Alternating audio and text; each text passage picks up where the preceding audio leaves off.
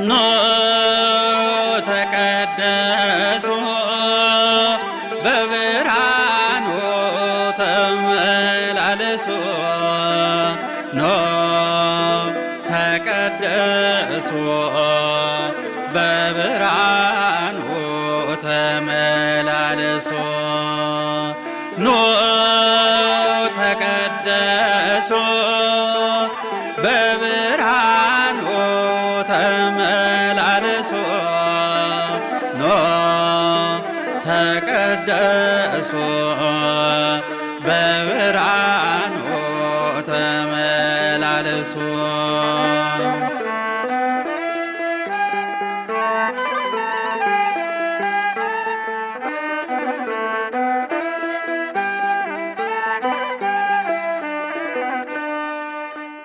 የዓለም ብርሃን ነኝ የእምነት ጎዳና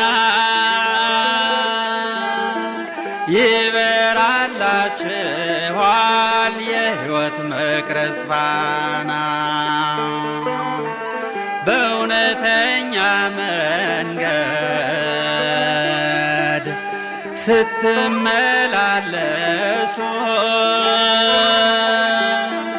እንካችሁ ታጠቋት ጽድቅንም ልበሱ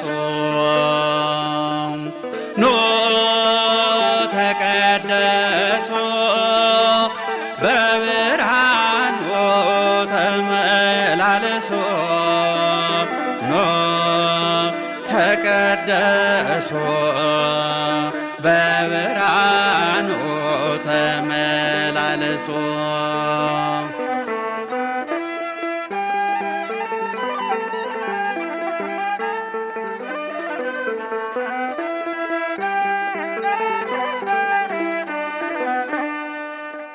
የተራበ አንበሳ እንዳይውጣችሁ የእውነት ጎዳና ይሁን መንገዳችሁ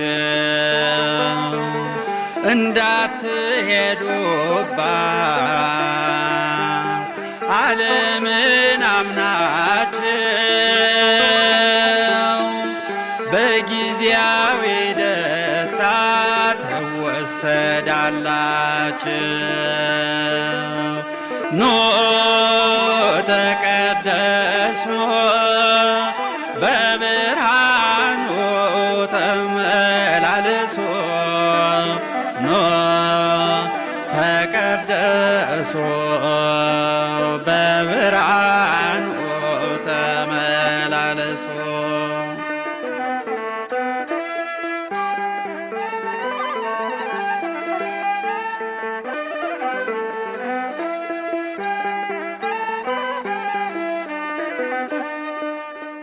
ጨለማን አርቁ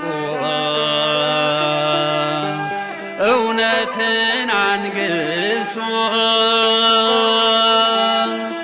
የጽድቅን ጎዳና ብርሃንን ልበሱ በኃጢአት ተቀጥተው አልፈዋል ሁለቱም የዚያን ጊዜዎቹ ገሞራና ሰዶም ኑ ተቀደሱ በብርሃኑ ተመላለሱ ኑ ተቀደሱ በብርሃኑ ተመላለሱ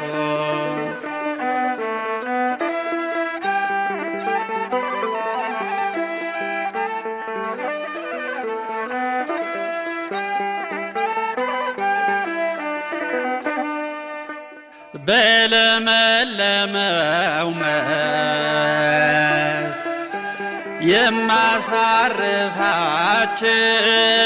የማሳርፋቸው ብዙ አትጨነቁ እኔ አለሁላችሁ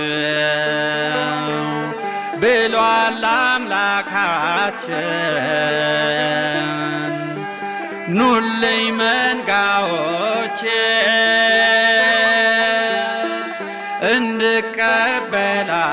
እንድቀበላችሁ እጆቼን ዘርግቼ ኑ ተቀደሱ በብርሃኑ ተመላለሱ። ሁሉ በእርሱ ሆነ። ሁሉ በእርሱ ሆነ፣ ያለ እርሱ የሆነ አንዳችም የለም እንዳለ ባለ ወንጌሉ ቅዱስ ዮሐንስ ወልደ ነጎድጓድ። በኢትዮጵያ ኦርቶዶክስ ተዋሕዶ ቤተክርስቲያን በሰሜን ወሎ ሀገረ ስብከት በዋላ ወረዳ ቤተ ክህነት የኮን ደብረ ፀሐይ ቅዱስ ጊዮርጊስ ቤተ መቅደስ ለማነጽ በ2011 ዓመተ ምህረት በብፁዕ አቡነ ኤርምያስ የመሰረት ድንጋይ ተቀምጦ ወደ ስራ ተገብቷል። የህንጻ ግንባታ ፈቃዱ በብፁዕ አቡነ ቄርሎስ የተሰጠ መሆኑና ከ2007 ዓመተ ምህረት ጀምሮ ገንዘብ የማሰባሰብ ኮሚቴ የማቋቋም ስራዎች እየተሰሩ ለ4 ዓመታት ያህል ቢዘገይም ጊዜው ሲደርስና ወቅቱ ሲመጣ በ2011 ዓመተ ምህረት የግንባታ ስራው አንድ ተብሎ ተጀመረ። ግንባታውን በሰላም በፍቅር ከሁሉም በላይ የስራው መሪ ባለቤቱ ልዑል እግዚአብሔር እንደሆነ በጸሎት የተመሰረተ ነበር። በአንድም በሌላም ምክንያት የእግዚአብሔር መሪነት፣ የሰማይ ተልደው የቅዱስ ጊዮርጊስ አማላጅነት፣ የቅዱሳን መላእክት ተራዳይነት፣ የእመቤታችን ምልጃ ሁልጊዜም ከፊት ይቀድም እንደነበረ የሁላችንም ሕሊና ያመነ ጉዳይ ነው። ለ7 ዓመታት ያክል ሲገነባ የቆየው ቤተ መቅደሱ የሀገረ ስብከቱ ሊቀ ጳጳስ ብፁዕ አቡነ ኤርምያስ በተገኙበት ሚያዝያ 18 2017 ዓመተ ምህረት ተባርኮ ሚያዝያ 19 2017 ዓመተ ምህረት በብፁዕነታቸውና የተለያዩ የክብር እንግዶች በተገኙበት ተመርቋል። በምረቃው ወቅት ከሌላ አካባቢ የመጡ ቄስ አሳየና መልአከ ጥበብ ምስራቅ ማኘ እንዲህ ይገልጻሉ። ቄስ አሳየ ቢሰጠኝ ይባላለሁኝ። የመጣሁት አዲስ ዓለም ቅዱስ ጊዮርጊስ ጋሸና ከተማ አስተዳደር ውስጥ አዲስ ዓለም ቅዱስ ጊዮርጊስ ነው። ይሄ ቤተ ክርስቲያን ከተጀመረ ጀምሮ ያው በጣም በቅርበት እከታተላለሁኝ። ኮሚቴውም ጋር በጣም ቅርበት አለኝና በችግርም በማንኛውም ነገር እኛም እንደዚሁ እየሰራን ስለሆነ ከነሱ ጋራ በጣም የቅርብ ግንኙነት አለን። የቤተ ክርስቲያን ለኛ ሲጀመር ጀምሮ ምሳሌያችን ነው። አሁንም ቢሆን ለዚህ ምርቃት እስከሚደርስ ድረስ በጣም በቅርበት ነው የምንከታተለው። እነሱ የደረሱበትን ደረጃ፣ የሚሰሩትን ስራ፣ የሚያደርጉትን ነገር ሁሉ፣ አካሄዳቸውን ሁሉ ያው ዘወትር እየቀሰምን እኛም እዚህ ደረጃ እንዲደርስልን ስለምናስብ በጣም በቅርበት ነው የምንከታተለውና በጣም ምሳሌያችን ነው። ይሄ ቤተ ክርስቲያን ለሁሉም አጠቃላይ ለዋርላ ወረዳ ምሳሌ የሚሆን ቤተ ክርስቲያን ነው የተሰራው። ተሰርቶም እዚህ ለመድረሱ በጣም እንደሆነ ከመጠን በላይ የሆነ ደስታ ተሰምቶኛል። ለዚህ ክብር በመቃቱ ለዚህ ዛሬው ዕለት በመድረሳችን በጣም ትልቅ የሆነ ደስታ ተሰምቶኛል። እንግዲህ አካባቢውንም የህዝቡንም የዚህና ቤተ ክርስቲያን አባል የሆነውን ሁሉ ዛሬም ለማክበር የተሰበሰበውን ሁሉ ከብፁዕ አባታችን ጀምሮ ሊቃውንቱንም እግዚአብሔር ነው ለክብር እንግዲህ ለክብር እንኳን አደረሳችሁ ላለሁኝ። የመጨረሻ ንግግር የሚሆነው ምንድነው የቤተ ክርስቲያን አጠቃላይ ዋርላ ወረዳን የሚወክል ለዋርላ ወረዳ ትልቅ ምሳሌ የሚሆን እንዲህ ያለ ነገር ተሰርቶ አያውቅም። በዚህ በዋርላ ወረዳ ላይ የመጀመሪያውና አንደኛው ካቴድራል ነው ብዬ ነው እንደመድበው። አመሰግናለሁ። ወመንፈስ ቅዱስ አሐዱ አምላክ አሜን። ለዚህ ቀን ሰዓት ለተከበረው በዓላችን ያደረሰን አምላካችን የሰራዊት ጌታ እግዚአብሔር ክብር ምስጋና ለእርሱ ይሁን። ብዙ በአዲስ አበባ ያሉ ተወላጆች በኮሚቴነት መስራት አለባቸው። በኮሚቴነት መደራጀት ተራይተው እንዲያግዙ መልካም ነው በማለት የዚህ የኮን ህዝብ ሰበካ ጉባኤውና ኮሚቴው በመመካከር እኔ የኮሚቴ ሰብሳቢ ሆኜ ህዝቡን እንዳስተባበር እንድሰራ መልእክት ደብዳቤ ተጽፎልኝ መጥቶ ነበር። ደብዳቤውን የሚያመጡልኝ አባ ጥላሁን ጌትነት ይዘው መጥተው ደብዳቤ ሲሰጡኝ እኔ ኮሚቴ መሆን አልችልም፣ ምክንያቱም እኔ ያለሁበት የራሴ ቤተክርስቲያን እየሰራው ኮሚቴ ነኝና ኮሚቴ ሆኜ መስራት አልችልም። ግን እንደ ተወላጅነቴ እንደ ካህንነቴ ውስጥ ቤተክርስቲያን የውስጥ ነዋየ ቅድሳቱን በሚችለው መጠን ቅዱስ ጊዮርጊስ ቢረዳኝ ይህንን ነዋየ ቅድሳቱን አሟላለሁ ብዬ በገባሁት ቃል ኪዳን መሰረት ሰማዕቱ ቅዱስ ጊዮርጊስ ረድቶኝ ከንስሐ ልጆችም ከሌላ ምዕመናንም እያስተባበሩ ነው የውስጥ በአዲስ አበባ ሞድ አብያተ ክርስቲያናት በሚሰሩበት መንበር መጋረጃውን የቤተ መቅደሱን መጋረጃ የቅኔ ማህሌቱን መጋረጃ እንዲሁም ምንጣፉን ከዚያም ደግሞ ጃንጥላው መስቀላቶቹን ባለመስወር መስቀል ውስጥ ነዋይ ቅድሳት ከጻይል ጽዋ ማይፈድ ሁሉ ይህንን ቅዱስ ጊዮርጊስ ረድቶኝ በቅዱስ ጊዮርጊስ ስም ስለምን ስጠይቅ ተሳክቶልኝ ይህንን ነዋየ ቅድሳት አምጥቼ በዛሬውም ዕለት ኮሚቴዎች በበዓሉ እንድትገኝልን አብረህ የደስታችን ተካፋይ እንድትሆን ቤተክርስቲያኑ በሰላም ተጀምሮ በሰላም ተጠናቋልና እንድትመጣ ተብዬ መልእክት በተላከልኝ መሰረት በመምህር ሃይማኖት ደውለው ስለጠሩኝ መጥቼ የኔ አብሬ ከህዝቡ ከወገኖቼ ጋር የዚህን ቤተክርስቲያን ፍጻሜ የደስታ በዓል ተካፍያለሁ ማለት። የደብሩ ምእመን አቶ ወርቅዬ ገቤና አቶ መንጥር ዘሩ ለዚህ ያደረሳቸው እግዚአብሔርን አመስግነው የተሰማቸውን ደስታም ይገልጻሉ። የኮን ደብረ ፀሐይ ቅዱስ ጊዮርጊስ ምእመን በአንድ ላይ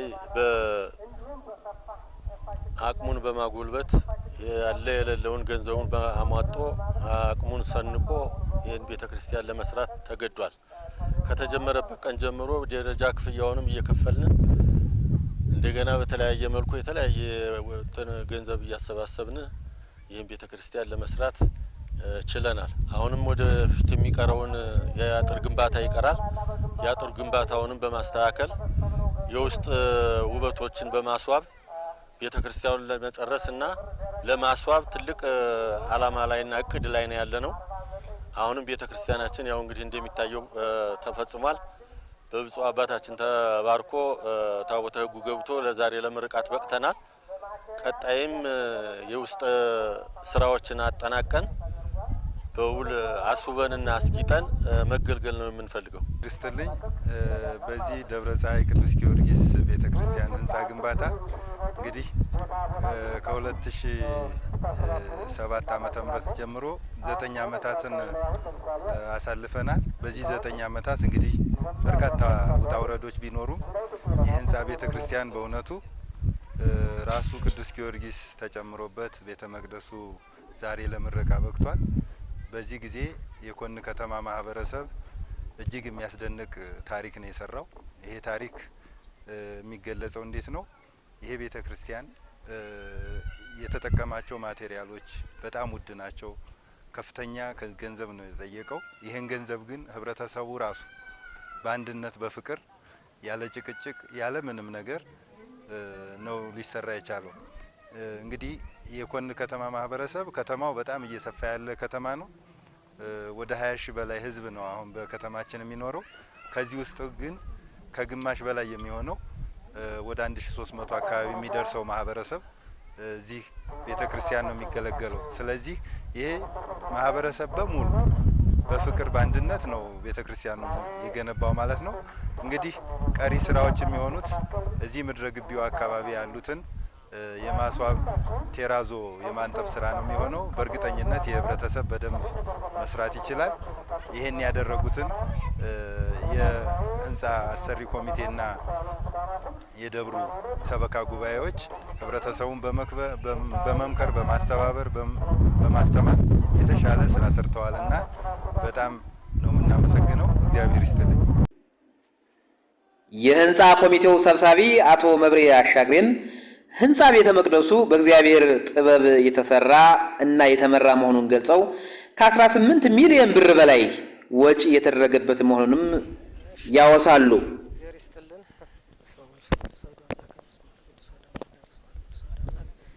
እንግዲህ ያው የኮሪደር ደብረ ቅዱስ ጊዮርጊስ ቤተክርስቲያን አጀማመሩን በተመለከተ የስራ እንቅስቃሴ የተጀመረው በ2006 ዓመተ ምህረት ነው። ስራው እንቅስቃሴ የተጀመረው አጀማመሩ ደግሞ ሰው ህብረተሰቡን ቃል በማባጀትነት አባጥላሁን ጌትነት ቃል በማስገባት ማህበረሰቡን ፊርማ የማሰባሰብ ስራ ሰርተው ነበር።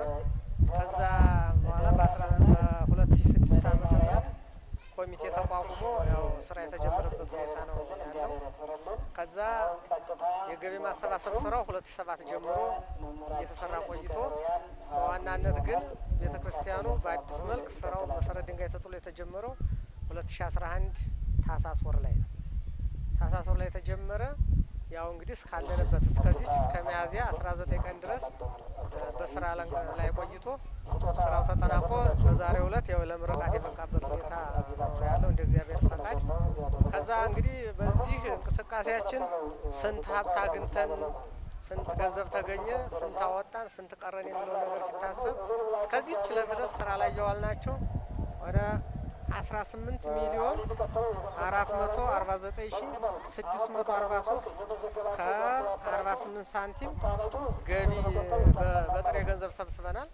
ከዛ በመቀጠል በማቴሪያል ድጋፍ የተደረገልን ከተለያየ አካላት 780 ሺህ ብር ገቢ በማቴሪያል ተደግፈናል።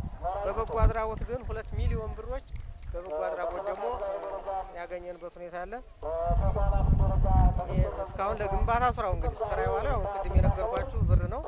በአጠቃላይ ግን ወጫችን አሁን ላይ አውጥተን ያለው 18 ሚሊዮን 369,219 ከ0.1 ብር ይሄን ብር አውለናል ማለት ነው። ታልፎ እዚህ ደርሰናል።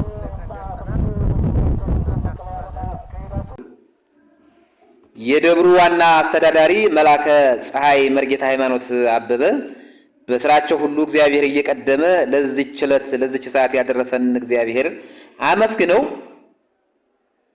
ለሚመለከታቸው አካላት ሁሉ ክብርና ምስጋና አቅርበዋል። ስሜ መርጌታ ሃይማኖት አበበ ይባላል። አሁን በዛሬው ዕለት መላከ ፀሐይ መርጌታ ሃይማኖት አበበ በሚል ተሰይሜያለሁ። ኃላፊነቴ የዚህ ደብር ዋና አስተዳዳሪ ነኝ። ብር የሁሉ ስራ እንዲሰበሰብ የዚህ ደብር ህዝብ ታላቅ አስተዋጽኦ አድርጓል። የመጀመሪያው እንደው ሁሉንም ማለት በሚቻል ደረጃ ስራውን የሰራው የዚህ ደብር ህዝብ ነው ማለት ይቻላል።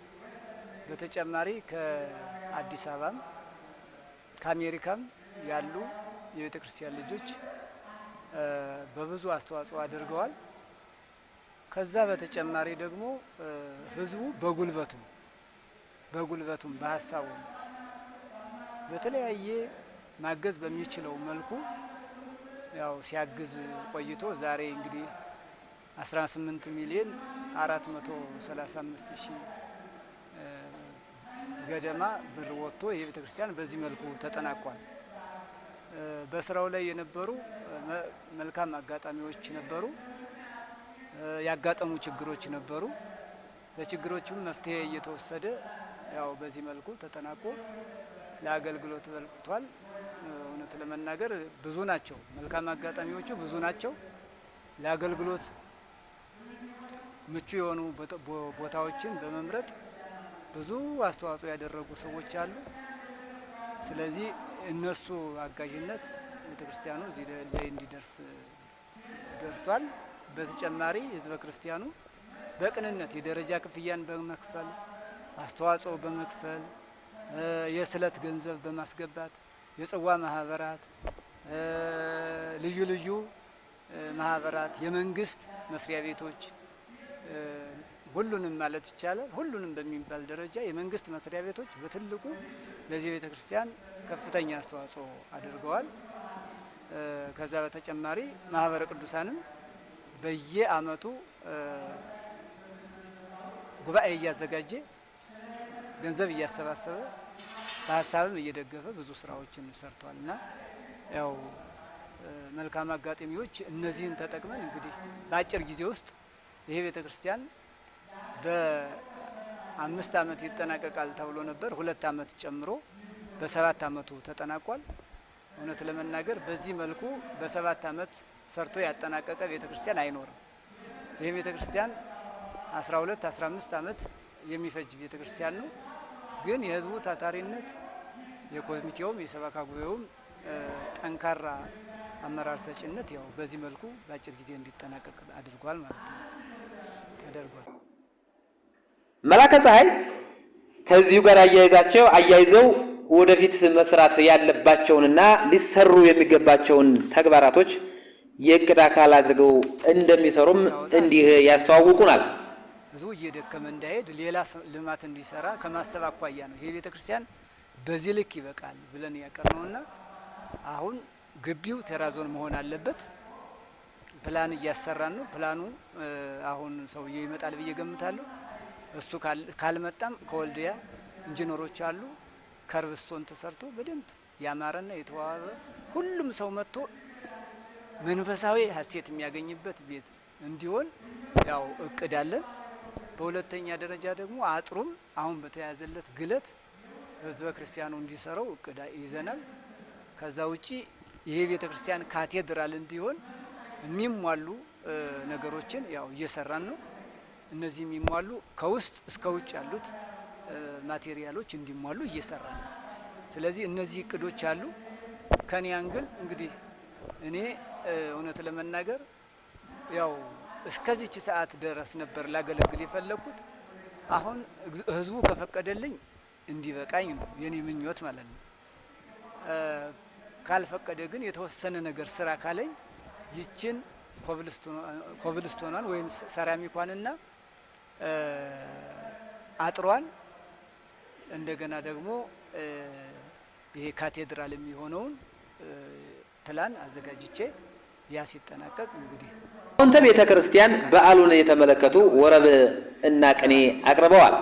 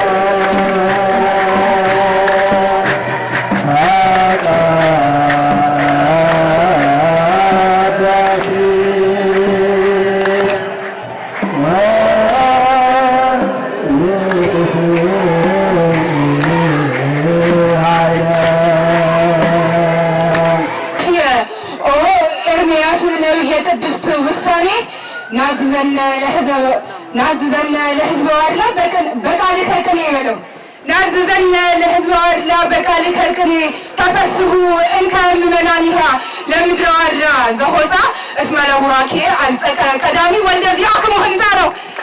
እስመ ለቡራኬ አልጸቀ ቀዳሚ ወልደ ዚአክሙ ህንፃ አስተራየ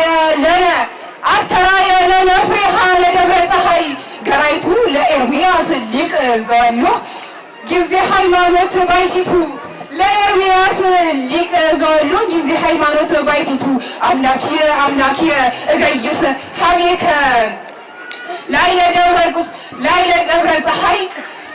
ደብረ ፀሐይ ኦም አስተጋባኢተ ኩሎ አይረፉ ሊቃውንተ ዋድላ ወጎንደር ኩላ አይረፉ ሊቃውንተ ዋድላ ወጎንደር ዘሃሉ እስመ አይጹቂሃ ብዙህ በጻይተ ሰማይ ኃይሎ ነው። ከዚሁ ጋር በተያያዘ ለህንጻ ቤተ መቅደሱ መታነት በአንድም በሌላም ምክንያት ጉልህ አስተዋጽኦ ላደረጉ አካላትም ምስጋናና እውቅና ተሰጥቷል። በመጨረሻም ብፁዕ አባታችን አባታዊ ትምህርትና ቃለ ምዕዳን ሰጥተው የበዓሉ ምረቃ ፍጻሜ ሆኗል። ከሐዋርያት ጀምሮ እየወረደ የመጣ የክህነት አገልግሎት የሚከናወንባት ምዕመናን ስሙ፣ ካህናት ስሙ። እውር እንዲመራው ገደል ይገባል አይደለ? ተያይዞ እኛ ካለየን ፖለቲካውን ከሃይማኖት መለየት ካልቻለ፣ ባህሉን ከስርዓት መለየት ካልቻለ፣ ስርዓቱን ከሃይማኖት መለየት ካልቻለ በጣም አደጋ ነው። በጣም አደጋ ነው። እና አሁን የሆነ የግል ስሜት ሲፈጠር ቤተ ክርስቲያን ሰጥተናል፣ ታቦት ገብቷል፣ ውስገዱ ምዕመናን ግር ብላችሁ ሄዳችሁ ትንበረከካላችሁ። ልክ አይደለም። ምዕመናን ቆም ብላችሁ አስቡ። የነፍስና የስጋ ዓላማ ይገናኛል። የነፍስ ስሜትና የስጋ ስሜት ይለያያል። የተለየ ግብ ይዘው የሚመሯችሁ ቄሶች ካሉ አትከተሉ፣ ግድ የላችሁ። ይሄ አሁን ሰሞኑን ጋሸና ላይ የተፈጠረው ብቻ አይደለም። ምዕመናን የማታውቁት እንደ ቤተ ክህነት የደረስንበት ብዙ ችግር አለ።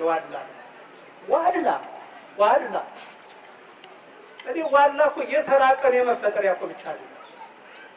የተራቀን ዝም ብሎ ግጥም ብቻ እኮ አይደለም። ቅኔው እኮ ወንጌላቱ ብሉያቱ የሚተላለፉበት መንገድ እኮ የዋላ ምሁራን እኮ ተራ ምሁራን አይደለም። ከዛም አልፎ የስነ እጽዋት ተመራማሪዎች እኮ ናቸው። አሁን አንዳንድ ቅጠል ሲበጥሱ ስር ሲበሱ የምታዩዋቸው የጥንቶቹ ሰዎች የስነ እጽዋት ተመራማሪዎች ስለነበሩ አሁን እኛ መስመሩን ስተን ባልሆነ መንገድ እየተጠቀምንበት፣ ግን በአግባቡ የስነ እጽዋት ተመራማሪዎች የነበሩበት የሊቅ ሀገር እና አሁን እየሆነ ያለው ልክ ነው። ካህን እኔ ልትጎዱ ይሆን? እናንተ ልትጠቅሙ ይሆን? አዝናለሁ። ለምን የሚል ምንም የለም። ምክንያቱም አያውቅም ምስጢሩ። ግን ሰባቱን ምስጢራተ ቤተ ክርስቲያን ማወቅ የቄስ ጉዳይ ብቻ አይደለም። ሰባቱን ምስጢራተ ቤተ ክርስቲያን ምስጢረ ጥምቀት፣ ምስጢረ ሜሮን፣ ምስጢረ ቁርባን፣ ምስጢረ ክህነት፣ ምስጢረ ተክሊል፣ ምስጢረ ንስሐና ምስጢረ ቀንዲል ማንኛውም ምዕመን ሊያውቃቸው የሚገቡ ጉዳዮች ነው። የእኒህ አፈጻጸም ሲዛነፍ ለምን ማለት አለበት። ክህነቱ ነው ለጥቂት ሰዎች የሚሰጠው፣ እውቀቱ ግን ለሁሉም የሚሰጠው። ይሄ ቤተ መቅደስ እንግዲህ ከዚህ በኋላ የተለየ የሚሆነው ይህ ስርዓት ስለተከናወነበት። ይህን ስርዓት ባናከናውንበት ኑሮ ህንፃው የቱንም ያህል በወርቅ በእንቁ ቢያሸበርቅ መስገጃ አይሆንም። ከሰገድንበት ጣዖት ቤት ነው የሚሆን። ወገኖች የእግዚአብሔር ቤት ሊሆን የቻለው በዚህ ስርዓት፣ በዚህ ትውፊት። ካህናት ብትደፍሩ በዚህ መንገድ አትልፈሩ፣ ግድ የላችሁ።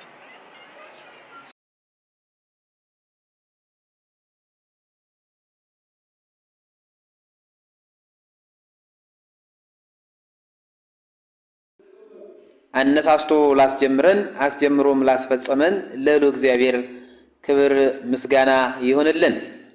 ወስብሐት ለእግዚአብሔር ወለወላዲቱ ድንግል ወለመስቀሉ ክብር። ይቆየን። አሜን።